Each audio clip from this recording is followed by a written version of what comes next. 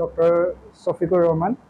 মই ইয়াতে জিঅ' পলি ক্লিনিকত ডুমুনিচকী ইয়াতে নতুনকৈ দন্ত চিকিৎসক হিচাপে ইয়াতে আহিছোঁ।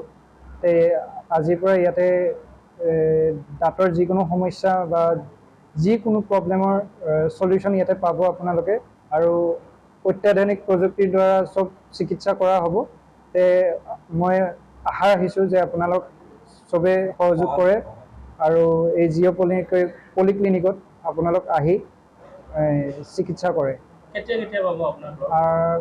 মোক মনডে টু ছেটাৰডে সদায় 9 to 5 পাব। আমি আজি ডুমুনিচকী জিঅ' পলিক্লিনিক তৰফৰ পৰা ৰাইজৰ যি আমি বিপুল সঁহাৰি লাভ কৰিলোঁ, তাৰ ওপৰত লক্ষ্য ৰাখি আমি আৰু এটা বিভাগ আমি হাতত ল'ব সক্ষম হৈছোঁ। সেইটো হৈছে আমাৰ দন্ত চিকিৎসক হিচাপে মহম্মদ শফিকুৰ ৰহমান দেৱক আমি আনিছোঁ। আপোনালোকৰ সহায় সহযোগিতা আৰু আগৰ দৰে আমি পাম বুলি আশা কৰি আমি আমাৰ অনুষ্ঠানটো আজিৰ পৰা মুকলি আৰম্ভ কৰিম। ডক্টৰ শফিকুৰ ৰহমান। মই ইয়াতে জিঅ' পলি ক্লিনিকত ডুমুনিচকী ইয়াতে নতুনকৈ দন্ত চিকিৎসক হিচাপে ইয়াতে আহিছোঁ।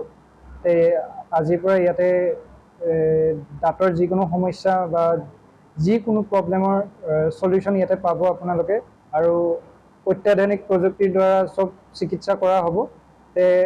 মই আশা ৰাখিছোঁ যে আপোনালোক চবে সহযোগ কৰে আৰু এই জিঅ' পলিক্লিনিকত আপোনালোক আহি চিকিৎসা কৰে। মোক মনডে টু ছেটাৰডে সদায় 9 to 5 পাব। আমি আজি ডুমুনিচকী জিঅ' পলিক্লিনিক তৰফৰ পৰা ৰাইজৰ যি আমি বিপুল সঁহাৰি লাভ কৰিলোঁ, তাৰ ওপৰত লক্ষ্য ৰাখি আমি আৰু এটা বিভাগ আমি হাতত ল'ব সক্ষম হৈছোঁ। সেইটো হৈছে আমাৰ দন্ত চিকিৎসক হিচাপে মহম্মদ শফিকুৰ ৰহমান দেৱক আমি আনিছোঁ।